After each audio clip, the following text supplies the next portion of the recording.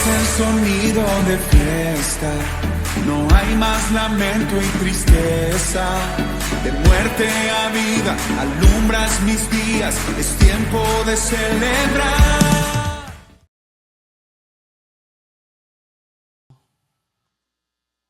Pero también la responsabilidad,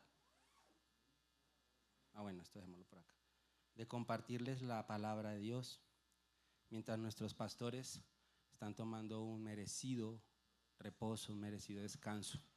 Así que ahorita en la oración de una vez vamos a bendecirlos también, los recordamos con cariño donde están, que el Señor esté renovando sus fuerzas. Esa no es una labor fácil, es una labor muy, muy fuerte. ¿Estamos de acuerdo? Y nosotros, como somos unas ovejitas juiciosas, hoy vamos a estudiar la palabra acá, bien juiciosos, amén. Así que vamos a iniciar en esta mañana una reflexión, una palabra que Dios puso en mi corazón, compartir. Y vamos a ponerla en manos del Señor, amén. Señor, te adoramos y te damos gracias una vez más por tu preciosa presencia en medio de nosotros, en este tiempo de adoración, en este tiempo de alabanza. Te damos gracias, Señor, y oramos ahora para que te ocupes de la vida de los niños en su iglesia infantil. Concede la unción, la sabiduría a los maestros, a las maestras, a Francita, a Vale, para que instruyan a estos chicos en tu palabra. Y oramos también para que en este momento, en este tiempo en el que estamos aquí, a pesar del calor, podamos sentir, Señor, la fuerza en nuestro corazón para recibir tu palabra. Avívanos, Señor, despierta nuestro espíritu en esta mañana, en este lugar. Concédenos la sabiduría para oír y concédeme la sabiduría para hablar.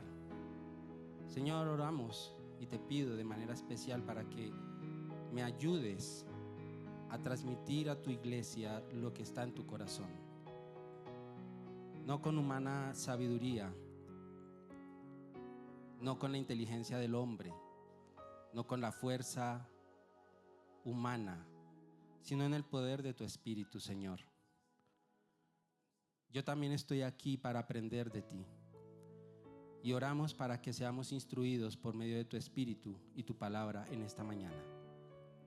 Te damos la gloria, te damos la honra, Señor, por lo que hablarás y lo que harás en nuestro corazón. En el nombre de Jesús. Amén. Amén. Bueno, entonces abra la Biblia o préndala, o como sea que tenga su Biblia allí. Enciéndala, no la prenda, más bien enciéndala, porque aquí no quemamos Biblias. Enciéndala, ¿cierto? Encienda la Biblia. Y solo a manera de introducción quiero que leamos un pasaje en Jueces capítulo 2, versículos 6 en adelante. Jueces capítulo 2, versículos 6 al 14.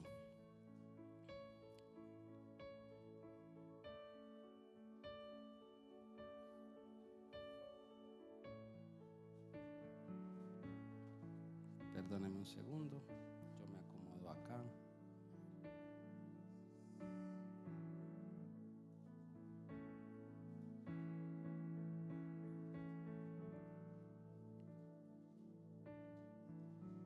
¿Lo tiene?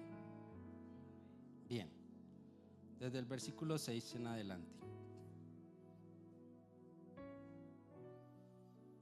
Dice la palabra de Dios: porque ya Josué había despedido al pueblo y los hijos de Israel se habían ido cada uno a su heredad. ¿A dónde se habían ido?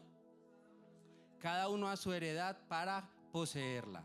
Y el pueblo había servido a Jehová todo el tiempo de Josué y todo el tiempo de los ancianos que sobrevivieron a Josué, los cuales habían visto todas las grandes obras de Jehová. ¿Habían qué? ¿Qué habían visto? Bien. Que él había hecho por Israel.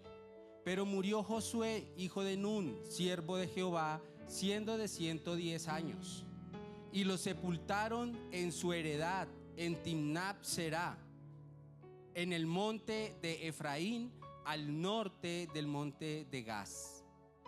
Y toda aquella generación, quiero que lea con atención esta parte, y toda aquella generación también fue reunida a sus padres, y se levantó después de ellos otra generación. Diga allí, léalo, otra generación. ¿Qué hizo? Se levantó otra generación que no conocía a Jehová, ni la obra que él había hecho por Israel. Amén. Bien,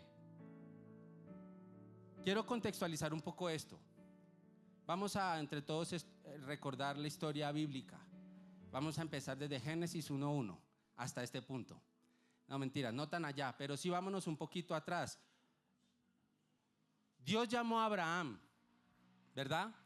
En donde yo me equivoque, ustedes me corrigen. Dios llamó a Abraham. De Abraham vino, muy bien. De Isaac vino, muy bien. De Jacob, las 12 tribus, muy bien. De las 12 tribus, muy bien, José.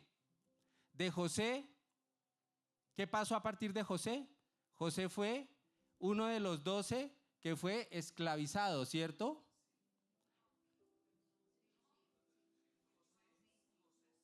José es vendido por sus hermanos, ¿cierto? Y es llevado esclavo a Egipto, mientras el pueblo, el resto de sus hermanos, seguía en el desierto de Canaán, por allí con su papá, ¿cierto?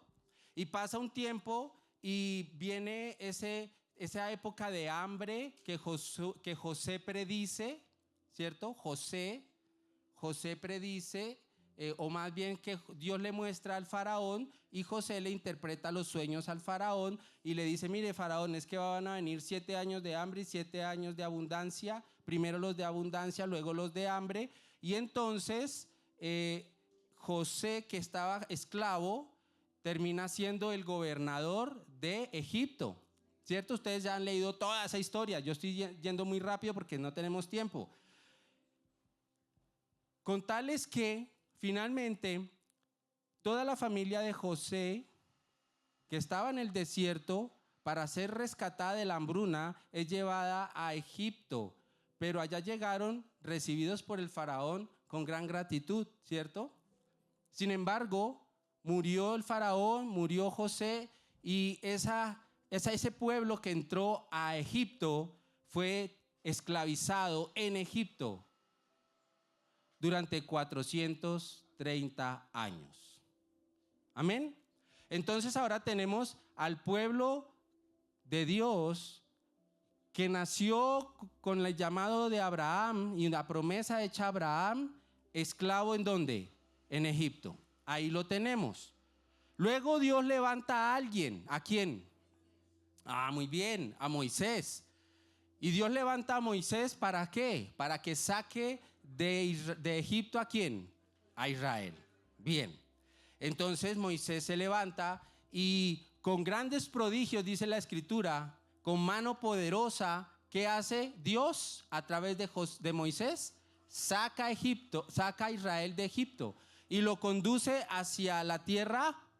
Muy bien. Y entonces, cuando el faraón cae en cuenta de lo que hizo, le ordena a sus ejércitos perseguir al pueblo de Israel para alcanzarlo antes del mar. Muy bien. Y allí es donde vemos ese gran milagro, ese gran prodigio, en donde el pueblo de Israel pasa en seco por el mar hacia el otro lado, hacia la tierra prometida. Bien. Pero tenemos una situación aquí, y es que ese pueblo que salió de Egipto, que entendieron, que vieron las maravillas y los prodigios que Dios hizo, que fueron libertados de la esclavitud, no pudieron entrar a la tierra prometida porque su incredulidad lo impidió. Luego pasaron 40 años en el desierto, y durante esos 40 años en donde esa generación que había conocido la mano poderosa libertadora de Dios vivió 40 años allí en el desierto, fue sostenida, fue sustentada, Dios fue bueno, los mantuvo allí y mientras tanto se iba levantando una nueva ¿qué? Esa nueva generación es la generación de Josué. Llegamos a Josué. Entonces, tenemos a la generación de Josué que se levanta allí, ¿cierto? Y esa es la generación a la que Dios le dice que esos hijos van a poseer la tierra prometida. No la generación que salió, sino la generación que nació en el desierto iba a poseer la tierra prometida. Bien, esta generación se levanta, muere la anterior generación que salió de Egipto y esta nueva generación conquista la tierra prometida. Empiezan las luchas y es lo que vemos en el libro de Josué. Muy bien, ahí nos cuenta la conquista, ¿cierto? Y conquistan relativamente bien, hacen las cosas. No lo hicieron muy bien, pero conquistaron. Mientras conquistaban, ellos adivinen qué iba pasando. Iban teniendo ¿qué? Hijos. Y se estaba levantando otra generación. ¿Van conmigo? ¿O ya se los dormí? ¿Con este calor? Bueno. Se levantó esa nueva generación. Y esa es la generación de la que estamos leyendo acá. Esa generación que se levantó a los pies de aquellos que habían conquistado la tierra prometida,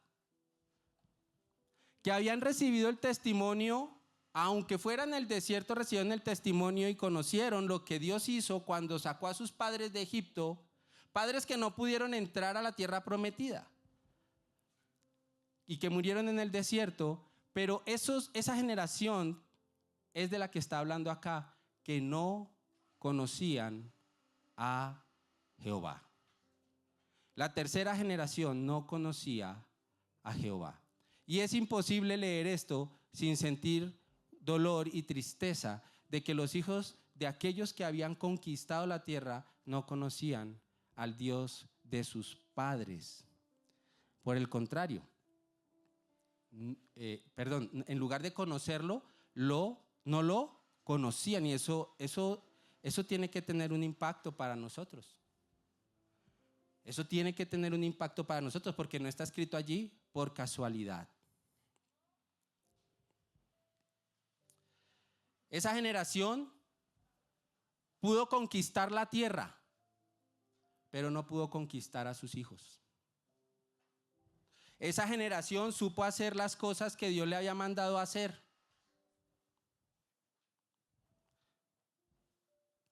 Pero no hizo la principal, que Dios le había también mandado hacer. Y es en el texto siguiente en donde yo quiero basar la enseñanza de esta mañana. Porque es doloroso pensar que a la sombra de una generación que conocía al Señor se pierda otra generación.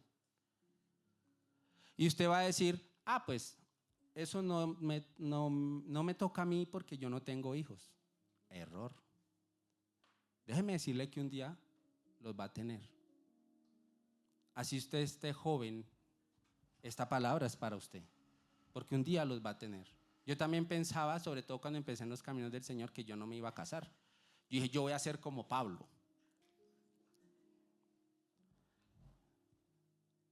Pero el Señor tenía otra idea y me dio una linda esposa y un par de maravillosas hijas. Así que una cosa es lo que a veces uno piensa y otros son los caminos del Señor. De manera que preste mucha atención a lo que le voy a hablar, porque puede que usted no tenga hijos ahorita, pero esto es importante. Y aunque no llegara a tener hijos y esa no fuera la situación suya de legar a sus hijos la fe, como iglesia tenemos la responsabilidad de legar la fe a otros. Y lo vamos a estar viendo. Así que estos principios son para nosotros, son para usted, son para mí. Y yo quiero también mostrarle algunas estadísticas muy importantes, porque uno puede pensar, pero es que ese señor viene a hablar de eso Acá sí es que eso eran tiempos bíblicos, ¿cierto? Eso le pasó fue allá al pueblo de Israel, eso le pasó fue a ellos. Pero hoy en día no es así. Aquí estamos y aquí están nuestros hijos están en la iglesia infantil, ahí están. Sí, hermano, pero eso no es garantía de nada. Y ahora lo va a ver.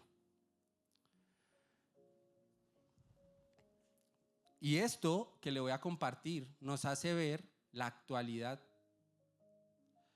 la vigencia que tiene la palabra de Dios a través de los tiempos. Y por qué Dios en su sabiduría dejó este pasaje ahí consignado. La historia del pueblo de Israel, iglesia, ustedes lo saben, es un cuadro de la vida del creyente. Nos ilustra y nos enseña verdades espirituales para nosotros. Y eso no es un invento mío, la escritura en el Nuevo Testamento así lo ratifica, lo avala. Mire esto que este estudio, los resultados de este estudio que hizo el grupo Barna. Es un estudio en los Estados Unidos. Porque aquí en Latinoamérica somos perezosos para hacer estudios, ¿cierto? Somos perezosos para los números, pero hay otros lugares en donde no. Y allá tienen unos estudios muy tremendos que nos hablan. Hay un pastor al que escucho mucho y él decía, cuidado con lo que pasa en el norte. Puede ser una enseñanza para nosotros acá en el sur. Como cuando Dios le decía al pueblo de Israel, ojo con el reino del norte. Mire lo que le está pasando al reino del norte. Y el reino del sur nunca aprendió y terminó también cautivo. Ojalá si me estoy dando a entender. ¿Sí me estoy dando a entender? Eso es parte de la historia de Israel, pero tendríamos que hablar de eso en otra oportunidad. Pero mire que estas estadísticas son muy dicientes. En Estados Unidos, escuche esto, menos un país de fundamento cristiano. Estamos hablando de un país con bases y fundamentos cristianos, donde el cristianismo es la religión oficial, para entenderlo mejor. En Estados Unidos, menos del 1% de los jóvenes adultos tiene una cosmovisión bíblica. ¿Y eso qué es? Una cosmovisión bíblica es una forma bíblica de ver la vida, el mundo, las cosas. Es entender el mundo a la luz, no del mundo mismo ni de las filosofías humanas, sino a la luz del pensamiento divino, de la palabra de Dios. El 1% de la población de Estados Unidos tiene una cosmovisión bíblica y es un país cristiano. Pero peor aún, de los cristianos verdaderos, porque usted va a Estados Unidos y usted le preguntan, hay una diferencia, todos son cristianos, pero hay unos que son cristianos verdaderos. Es interesante, ¿no? Todos son cristianos, son nominalmente cristianos, pero hay unos que son cristianos verdaderos. ¿Cuáles? Los que verdaderamente tienen un compromiso por el Señor, y esa es una población chiquita. Y este es de los que son cristianos, el 0,5, escuche esto y piénselo, el 0,5% de los que son cristianos entre los 18 y los 23 años, o sea, los jóvenes de 18 a 23 años, el 0,5 de esos cristianos jóvenes tiene una cosmovisión bíblica. Esto es más tremendo, porque estamos hablando de cristianos verdaderos. O sea, aquellos que consideran que están comprometidos con el Señor y que han nacido de nuevo. Que consideran que han nacido de nuevo. Amén, ¿está conmigo? Ya lo aburrí. Bueno, entonces de pronto se despierte con esto. El grupo Barna y el USA Today encontraron que casi el 75% de los cristianos jóvenes, escucha esto, abandona la iglesia después de la secundaria. El 75% después de la secundaria abandona la iglesia. Esa edad en la que muchas veces, y sobre todo en países como esos, se independizan rápidamente y se van de casa rápidamente. Acá todavía los apechichamos mucho más tiempo, ¿no? Hay algunos que llegan al colmo, ¿no? El nené de 45 años. Uy, nené. ¿Cierto? Pero ¿qué quiere decir? Quiere decir que apenas tienen el momento, apenas tienen la capacidad, la independencia de sus padres, apenas la esfera de acción de sus padres sobre su vida cesa de una manera tan directa, ellos ¿qué? Abandonan la iglesia. Abandonan la iglesia. Y yo me temo que es muy probable que lo que pase con ese tipo de jóvenes es que nunca conocieron al Señor. Esa es la realidad. Nunca lo conocieron. Como lo que acabamos de leer en Josué. Entonces eso no vigente. Y si no prestamos atención nosotros a lo que está pasando, es muy probable que corramos con la misma suerte.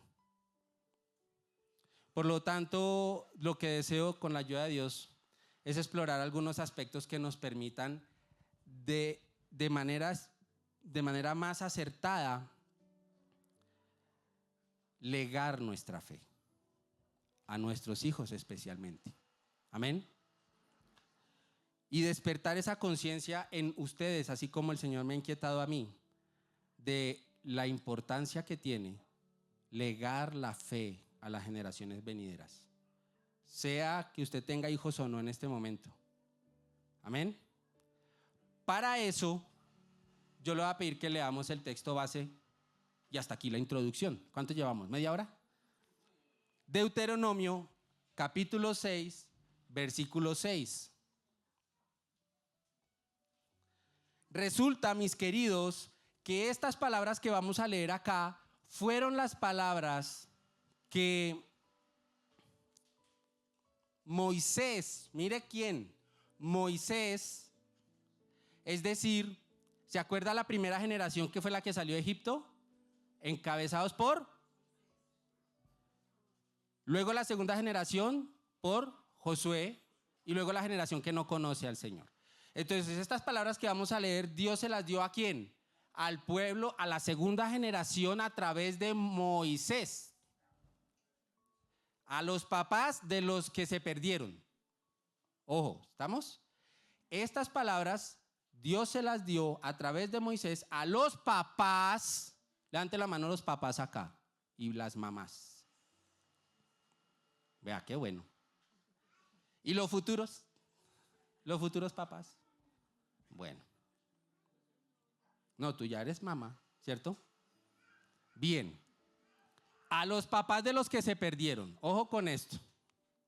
Dice, y estas palabras que yo te mando hoy estarán sobre tu corazón y las repetirás a tus hijos y hablarás de ellas estando en tu casa y andando por el camino y al acostarte y cuando te levantes, y las atarás como una señal en tu mano y estarán como frontales entre tus ojos. Y las escribirás en los postes de tu casa y en tus puertas. Amén. Vamos a volverlo a leer. Y estas palabras que yo te mando hoy. ¿Quién está hablando, iglesia? Moisés. A los papás de los que se perdieron. No solamente el objetivo de esa salida de Egipto era conquistar la tierra prometida. Esa era la parte menos importante, yo quiero decirle, porque la tierra prometida Dios se las iba a dar así. Es que Israel no conquistó la tierra prometida porque ellos eran unos guerreros impresionantes. No, eso era un ejército de ollas y cacerolas. El que peleaba para esa tierra era Dios. Tanto así que cuando Josué es llamado, viene a mi mente lo que Josué recibe de palabra en su llamado. No es esfuérzate y sé valiente y pelea con todo y haz armas y consiga aliados y vaya y peleen con esa fuerza. No, lo que se le dijo fue esfuérzate y sé valiente. ¿En qué? En cumplir las cosas que Dios les había enseñado. Tener la palabra de Dios siempre ahí presente en la boca, en meditar, en tener, esa era la parte que a él le correspondía. Y mire que aquí Dios le está recordando a esa generación lo que tenían que hacer. La conquista de la tierra era lo de menos. La conquista del corazón de esa generación que seguía, esa era la importante. Y ahí esos papás tenían la responsabilidad de trabajar. Amén. Bien, entonces ahí es donde Moisés les dice a esa generación: y estas palabras que yo te mando hoy estarán sobre tu corazón y las repetirás a tus hijos y hablarás de ellas estando en tu casa y andando por el camino y al acostarte y cuando te levantes, y las atarás como una señal en tu mano y estarán como frontales entre tus ojos, acá, y las escribirás en los postes de tu casa y en tus puertas. Amén. Ahí está la clave. Y de ahí vamos a desprender, vamos a desmembrar un poquito esto y a tratar de mirar qué es lo que hay allí que debe quedar en nuestro corazón, para que nos debemos llevar para trabajar, para hacer. Pero yo quiero decirle algo. Esto yo no se lo estoy compartiendo como quien, mire, como quien ya lo logró. No, yo estoy trabajando en lo mismo. Y tampoco se lo estoy compartiendo para que se sienta juzgado o señalado o condenado. Si de repente la historia de su casa, de su vida, es como la que leímos en Jueces, más bien, que esa generación no conoce.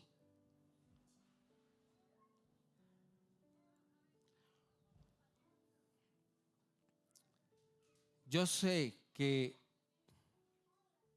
Dios, aun cuando ya seamos padres cuyos hijos estén lejos o estén fuera de nuestra esfera de influencia directa, Dios puede hacer la obra en el corazón de esos hijos. Pero no depende solo de Dios. Hay algo que tenemos que hacer y aquí lo vamos a ver. Amén. De manera que vamos a ver 4 principios, cada uno con 10 puntos. Eso. Gracias, Byron. Pero les voy a hablar solo de 4 principios. El primer principio: la fe se transmite en familia. Iglesia, la fe se transmite en familia. ¿Qué dice el versículo? Vaya al texto.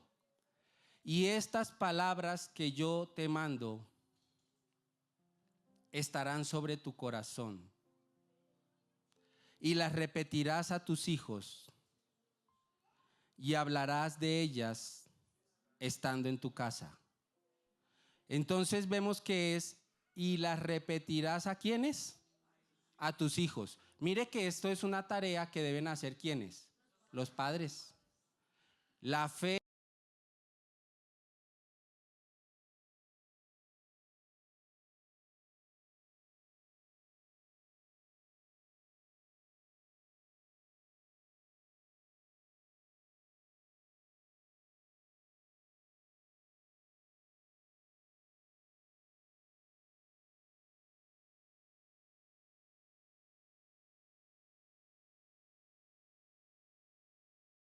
nosotros para tomarla. Este es el contexto de nuestro texto base. A ver, recojo la idea porque creo que me perdí. Estamos estudiando Deuteronomio capítulo 6, versículo 6. Ahora quiero mostrarle que en el primer principio nos dice que la fe se transmite en familia. Y es por eso que Dios le delega esta función ¿a quiénes? A los padres. Y en el contexto anterior de ese texto que estamos estudiando y en el contexto posterior vamos a ver cómo ese es el pensamiento divino, para que lo tengamos claro. Dice allí, verso 1 de capítulo 6 de Deuteronomio: estos pues son los mandamientos, estatutos y decretos que Jehová vuestro Dios mandó que os enseñase para que los pongáis por obra en la tierra a la cual pasáis vosotros para tomarla, para que temas a Jehová tu Dios, guardando todos sus estatutos y sus mandamientos que yo te mando. ¿Quiénes? Tú. ¿Y quién más? Tu hijo y el hijo de tu hijo todos los días de tu vida, para que tus días sean prolongados. Oiga, Dios estaba dando la revelación de su carácter en sus estatutos, en su palabra, y se los estaba enseñando a esa generación para que ellos se los enseñaran ¿a quién? A sus hijos. Y para el tema ahí. Y a los hijos de esos hijos, o sea, ¿a sus qué? Mire que usted puede incidir, usted puede influir, y de hecho influye aún en sus nietos en temas de la fe. Mire, un hijo puede ver a un padre que de repente no le da el testimonio como es, pero si tiene un abuelo, una abuela que le da el testimonio como es, está siendo influenciado en la fe. ¿Ve el impacto que tiene esto? Mire, luego pase al contexto posterior, váyase un poquito más adelante al versículo 20 de ese mismo capítulo. Mire lo que dice ahí: mañana, cuando te preguntare tu hijo diciendo ¿qué significan los testimonios y estatutos y decretos que Jehová nuestro Dios mandó? Cuando tu hijo te diga, papi, ¿qué significa lo que está aquí? Tú le sepas decir, ¿no? Tú le puedas decir, ¿cierto? Y lo puedas guiar. Entonces dice allí, cuando él pregunte, entonces, verso 21, dirás a tu hijo, esto es ahí, en familia, a tu hijo: nosotros éramos siervos del faraón en Egipto. Nosotros éramos esclavos. Yo estaba en el mundo. Acuérdese que Egipto es un cuadro del mundo, de la perdición. Yo estaba en el mundo, hijo, pero el Señor me rescató. Y le puedas legar la fe. Mire, dice, entonces dirás a tu hijo: nosotros éramos siervos del faraón en Egipto, y Jehová nos sacó de Egipto con mano poderosa.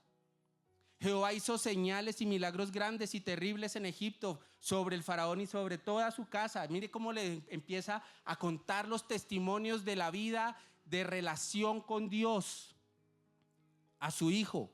Y le dice, delante de nuestros ojos, y nos sacó de allá para traernos y darnos la tierra que juró a nuestros padres. Y nos mandó Jehová que cumplamos todos estos estatutos y que temamos a Jehová nuestro Dios, para que nos vaya bien todos los días y para que nos conserve la vida como hasta hoy.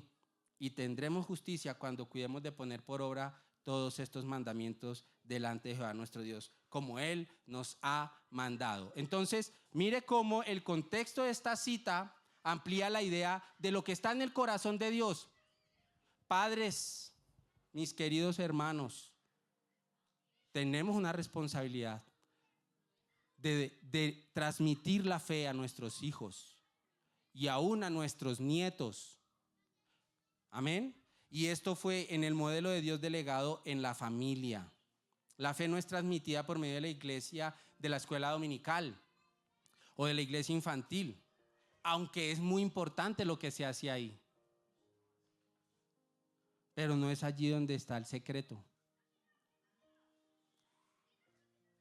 No es ahí. Yo quiero leerle una cita de un libro escrito por un sociólogo, no cristiano. Escuche esto, interesantísimo. Christian Smith, en un artículo, dice lo siguiente, para que usted Vea cómo la palabra de Dios es tan contundente y la sabiduría de Dios. La buena noticia es que de todas las posibles influencias, escuche, de todas las posibles influencias, la que ejercen los padres sobre las convicciones y actitudes religiosas de sus hijos es, con abrumadora diferencia, la mayor. ¿Qué quiere decir? Todo aquello que puede influir en la formación espiritual de sus hijos, cualquier cosa se queda chiquitica al lado de la influencia que tienen los padres en ese tema. Son los padres los que influyen. Amén. Pero señala además otra cosa que me llamó la atención. Escuche esto. No hay congregación religiosa, no hay grupo juvenil, no hay escuela confesional, no hay campamento o retiro, no hay catequesis. Ustedes saben qué es la catequesis, ¿no? Bueno, es el discipulado entendido desde el catolicismo. La catequesis.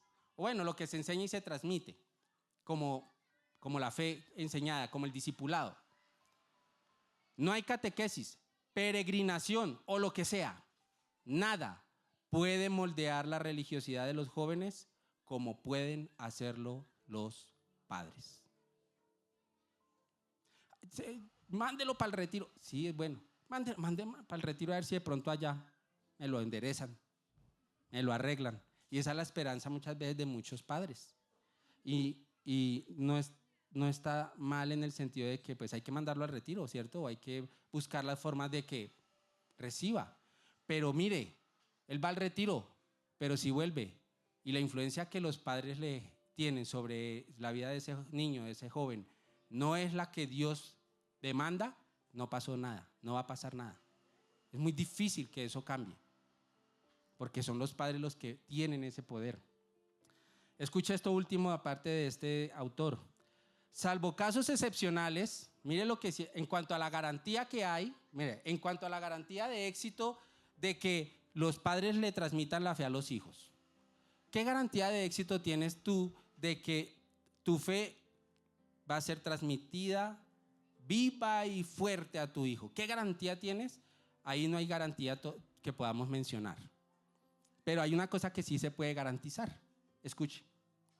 Salvo casos excepcionales, lo que sí está garantizado es que los padres que no están especialmente comprometidos, atentos y dispuestos a transmitir su fe, tendrán hijos menos religiosos que ellos, si es que llegan a hacerlo en alguna medida.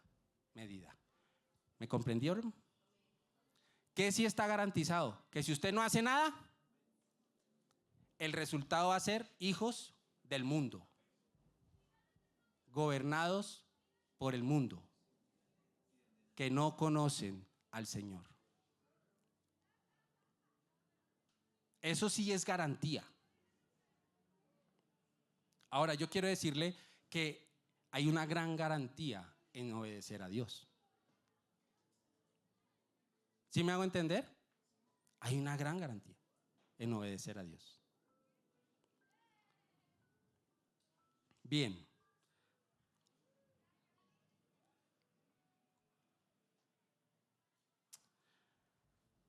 Por esta razón, dedicar tiempo a los hijos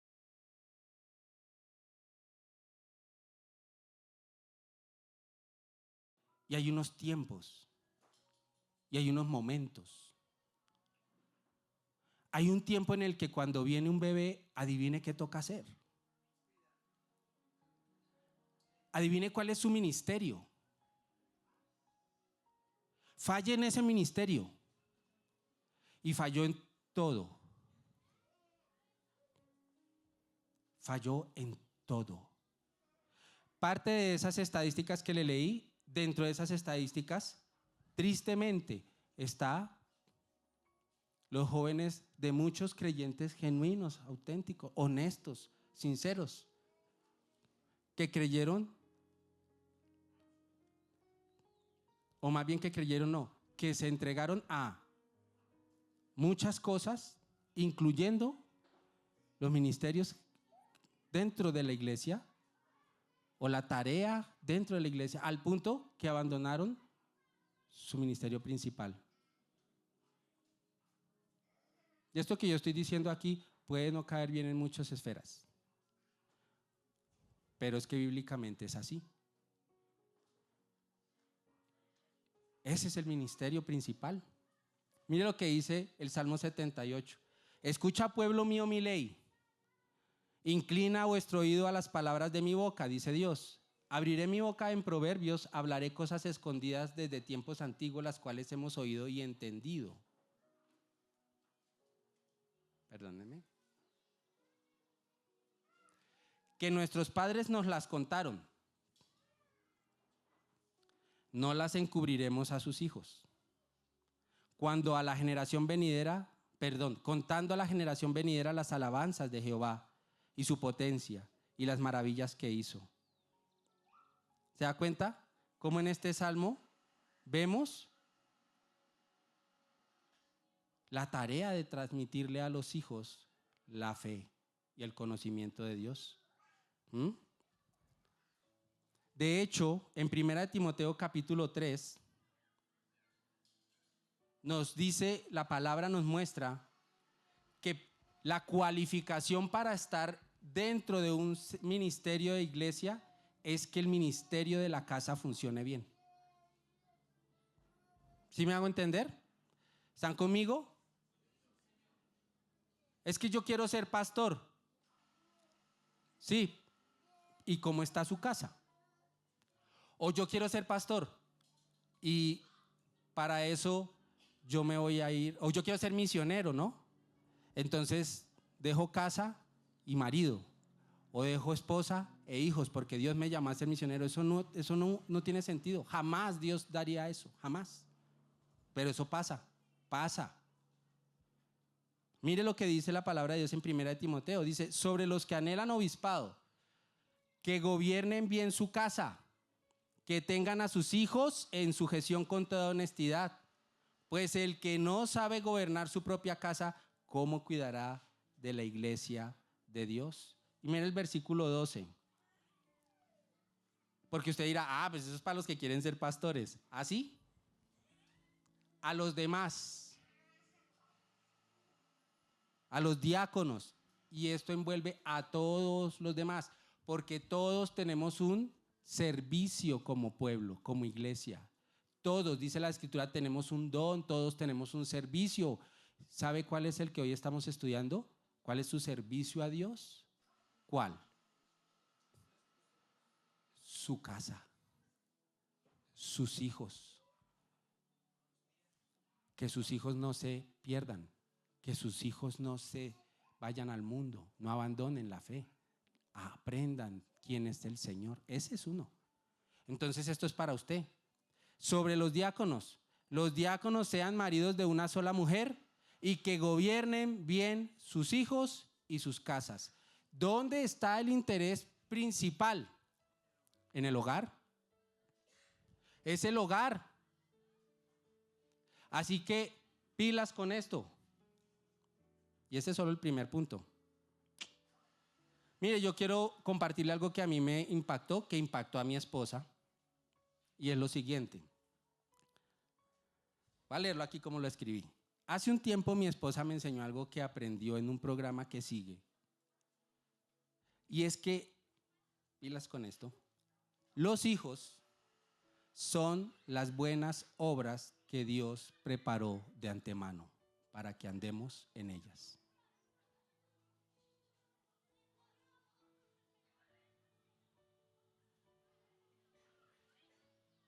Los hijos son esas buenas obras que Dios preparó de antemano. ¿Usted cree que su hijo es un tiro al aire? Se me descachó. No, es que usted no es el que, usted no fue el que lo, o sea, usted fue el instrumento, pero de forma directa el que lo hizo, el que lo engendró, es Dios. ¿Y quién preparó esa buena obra de antemano para que usted ande en ella? Dios. Pero nosotros menospreciamos ese ministerio muchas veces, ¿sí? Y creemos que esas buenas obras son muchas otras cosas, o estar aquí, haciendo cosas aquí. No me malinterprete, iglesia, eso es importante. Claro que sí. Si usted lo hace y lo puede hacer, hágalo. Lo necesitamos. Pero ojo, no invierta las prioridades, porque Dios no va a decir, fue que estuviste tan de cabeza haciendo cosas en la iglesia. Por eso es que tus hijos no me conocieron. Sigue, buen siervo y fiel, porque eso no lo va a hacer el Señor. No lo va a hacer el Señor. ¿Amén? ¿Están conmigo? De manera que descárguese, porque yo sé que muchos viven con una carga pesada de que es que tienen que hacer, porque tengo que servir a Dios. Y entonces, y si yo pudiera estar en la iglesia haciendo cosas. Mire, esa parte es la de menos. Ese es el servicio que menos importa. El servicio que más importa es lo que usted está haciendo de puertas para adentro con sus hijos.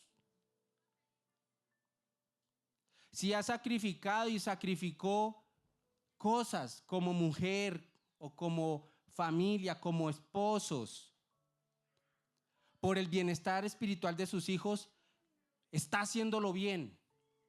Lo animo, siga así.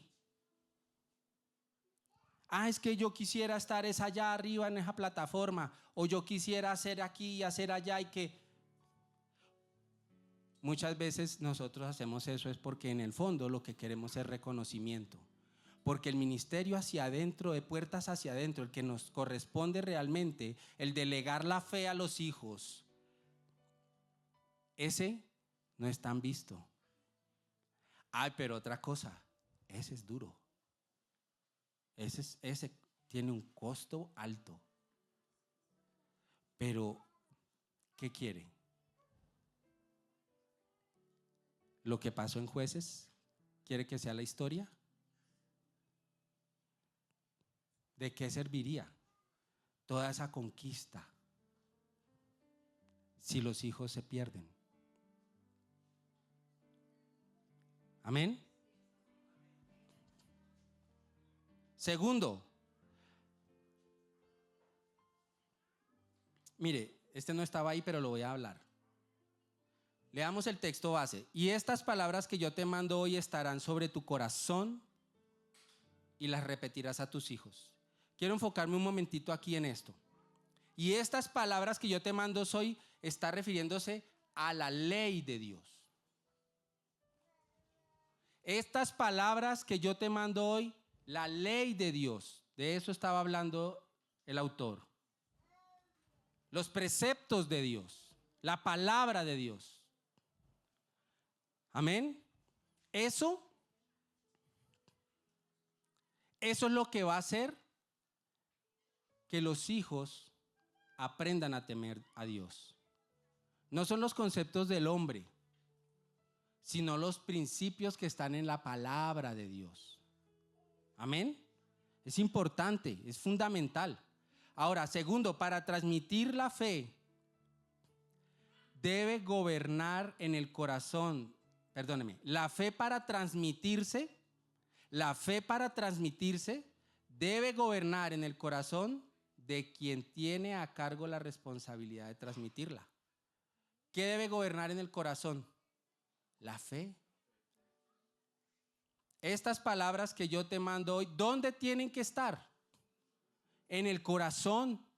¿De quién? Del que tiene la responsabilidad de transmitirlas. Quiere decir que todo esto, ¿dónde comienza? En los padres. En los padres. Es que es imposible transmitir lo que no se tiene. Es imposible transmitir lo que no se tiene. Y es aquí donde yo le digo, y me incluyo, hagámonos un análisis, un examen. Hagámonos un examen honesto, una reflexión profunda de nuestro corazón y enfrentemos la realidad de la clase de fe que nosotros tenemos como padres, porque ahí está el principio de enderezar las cosas. Es mi fe, tal fe bíblica, donde los principios que yo modelo, que gobiernan mi mente, mi actuar, son bíblicos. O yo pienso como piensa el mundo y acepto lo que el mundo acepta. ¿Qué gobierna mi corazón? Porque lo que gobierna mi corazón es lo único que yo voy a poder ¿qué? Transmitir. Así usted le diga a su hijo, usted tiene que ser santo, santo, santo. Pero el hijo no ve que el papá es santo, santo, santo. Que es mundano, mundano, mundano. Muchas gracias. Es mundano, mundano, mundano. Y que en las cosas simples, no en las más complicadas, en las simples, no gobiernan los principios bíblicos, sino las ideologías del mundo. ¿En relación a qué? A todo. En relación al matrimonio, el papá es el primero en ridiculizar el matrimonio, en ridiculizar a la esposa, o la esposa en ridiculizar al esposo.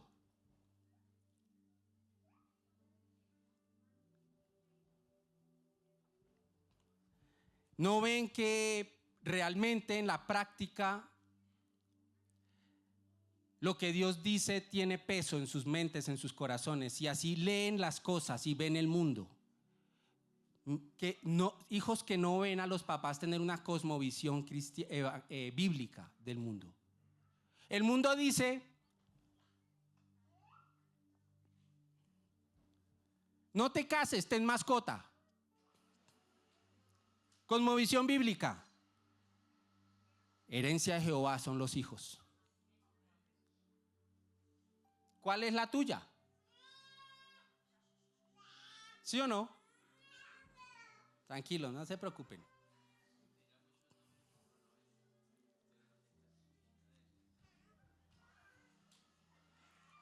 Voy a mencionar eso, interesante. Y hace poco hablábamos con los pastores y decíamos, ¿a quién le vamos a entregar nuestras hijas? Ok. Es su responsabilidad, si tiene un varón, criarlo como un varón de Dios.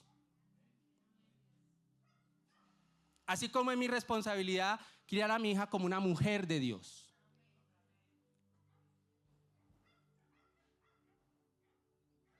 En la cosmovisión bíblica es mundana, obviamente, pues el hijo entre más falte el respeto, entre más chicas tenga, pues maravilloso. En la cosmovisión bíblica, el hijo tiene que valorar a la mujer y saber que además cuando llegue a un noviazgo, eso tiene un propósito, y saber que además cuando llegue a un matrimonio, eso te tiene que honrar. O sea, son parámetros absolutamente distintos. ¿Qué gobierna su mente? ¿Qué gobierna su corazón? Porque eso es lo que finalmente le va a legar a sus hijos, le va a dejar. ¿Amén? Bien. Entonces estamos diciendo que para legar, que la fe se transmite, para transmitirse, debe gobernar en el corazón de quien tiene a cargo la responsabilidad de transmitirla. La transmisión de la fe no se trata solo de enseñar temas o principios de la Biblia a los hijos, sino de que esas enseñanzas estén respaldadas por una vivencia real de esos principios. Ahí es cuando tú le estás transmitiendo realmente. Muchas veces sin decir muchas cosas, ya le estás transmitiendo la fe. Y mire que eso es interesante. Vaya conmigo a 2 Timoteo capítulo 1, versículo 5. Porque es que los hijos ven cómo manejamos los asuntos de la vida, ¿cierto?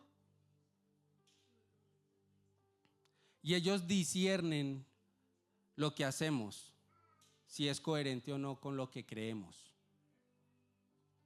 Ellos lo disciernen y es lo que finalmente se queda en sus corazones y es lo que finalmente replican. Miren, mis queridos, ustedes no crean que es fácil predicar esto, porque yo mismo tengo que pasarme primeramente por el sedazo de esa palabra. Por eso esto no es para juzgarle, es para crear la conciencia del impacto que tiene usted sobre sus hijos y aún sobre sus nietos, de quienes lo rodean. Ellos ven lo que usted está haciendo y disciernen si esa fe es auténtica o no. Y eso es interesante en la manera en la que Pablo lo muestra en 2 Timoteo 1:5. El apóstol pudo identificar el tipo de fe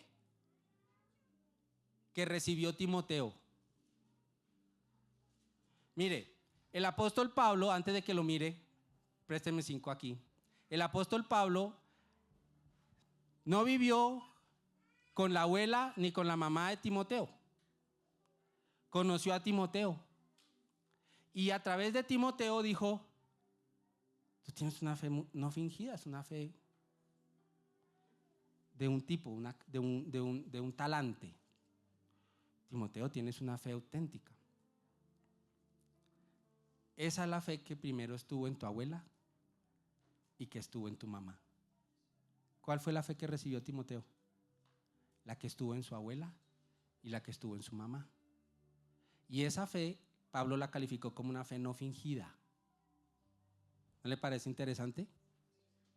Mire lo que dice, trayendo a la memoria la fe no fingida que hay en ti. Él le está hablando a Timoteo y le dice, Timoteo, me estoy acordando de la fe no fingida que hay en ti. Se me acabó el tiempo, como siempre. La fe, la cual habitó primero en tu abuela Loida y en tu madre Eunice. Y estoy seguro que también en ti. Pablo supo lo que la abuela y la mamá de Timoteo tenían, que tenían una fe auténtica. Y esa fue la fe que le legaron, le transmitieron ¿a quién? A Timoteo. Entonces, mire la importancia de esto. Si hemos fallado, escuche esto, y encontramos que nuestra vida cristiana no es nítida, porque aquí habla de una fe no fingida, o sea que también hay una fe que fingida. Pero nuestro corazón es tan engañoso que nosotros creemos que no tenemos una fe fingida. Por eso hay que escudriñarse y ser honesto, ser crudo, sea crudo. Yo soy crudo conmigo mismo y ¿sabe qué? Mi fe está lejos todavía de ser lo que debe ser. Mi forma de vida, la mía personal, está lejos de ser lo que debe ser. Y tengo que estar constantemente evaluando esto y no puedo bajar la guardia. No la puedes bajar. Tienes que evaluar eso. Ahora, si hemos fallado, si has fallado en esto y lo consideras así y encontramos, no, es que mi vida así no es nítida, no es clara, no es auténtica. Mi cristianismo es una cuestión superficial realmente. Pues lo que tiene que hacer es pedirle perdón a Dios primeramente, pero también pídale perdón a sus hijos. Hágalo. Hijo, mira, yo no he vivido una vida como el Señor quiere. Y no te he dado el ejemplo correcto. He fallado. Primero mírelo muy bien allá usted. Pídale perdón a Dios. Así sean grandes y tengan bigote y barba y hasta canosa como esta, vea. Pídale perdón a su hijo. Hágalo. Hijo, yo no te di el ejemplo de una fe auténtica. Perdóname. Pídale perdón a Dios. Pídale perdón a su hijo. Arrepiéntase. Y esfuércese por crecer en obediencia y mostrar un testimonio nítido, claro. Así su hijo ya no esté con usted. hágalo. No se muera sin hacerlo. Porque eso que usted va a hacer, puede que ahorita su hijo no inmediatamente salga a abrazar la fe. Pero créame que el Señor lo va a usar para que ese hijo abrace la fe en algún momento. Reconozca esa falla. Amén. Porque lo que impacta, mi querido, no es una fe perfecta.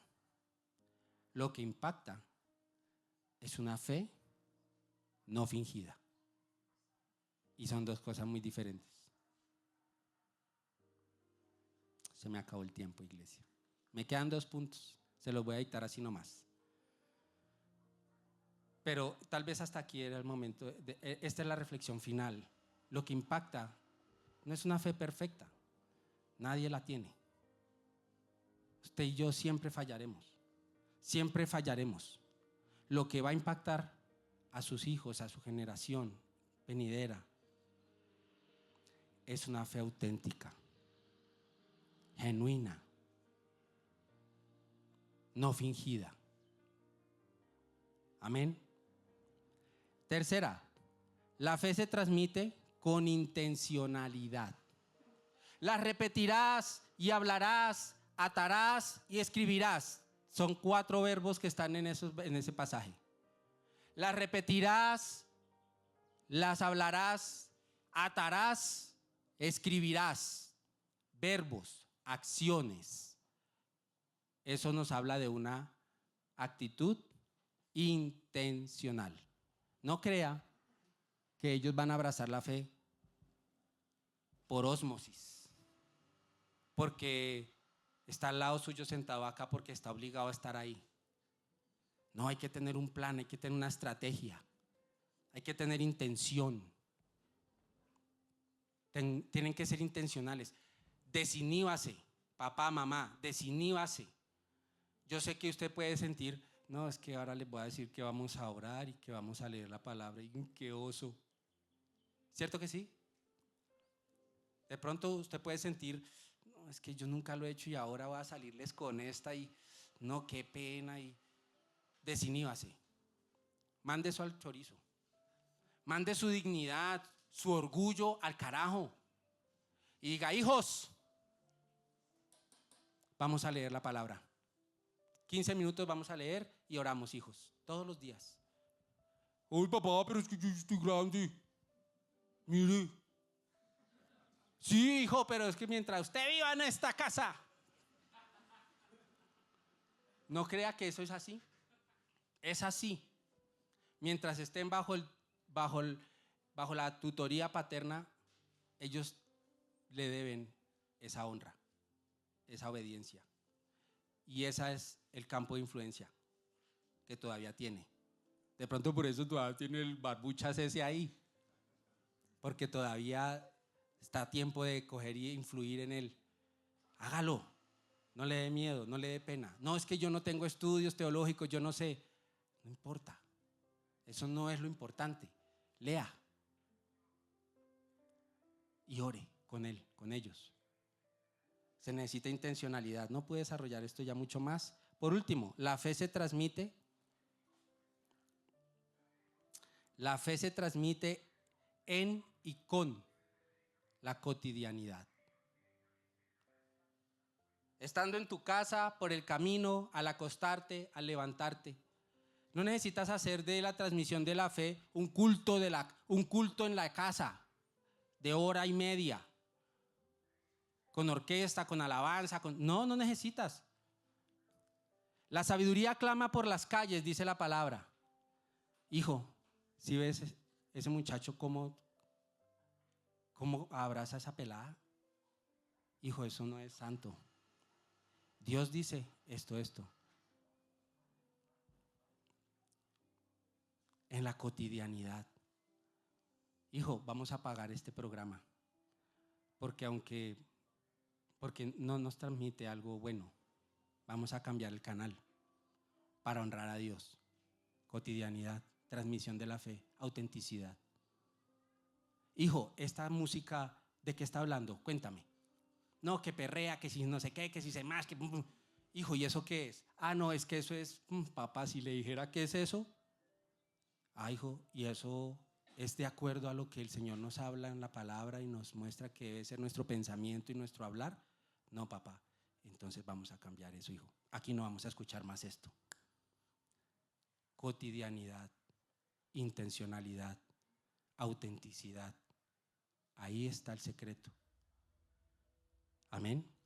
Señor, te damos gracias por darnos esta mañana la oportunidad de compartir tu palabra.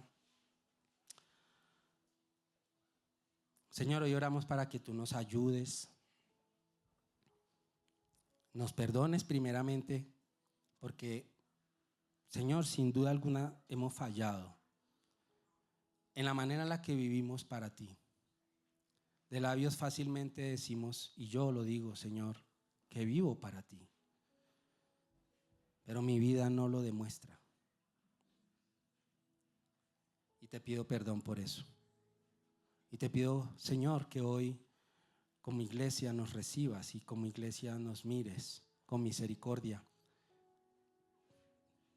y nos perdones nuestro pecado.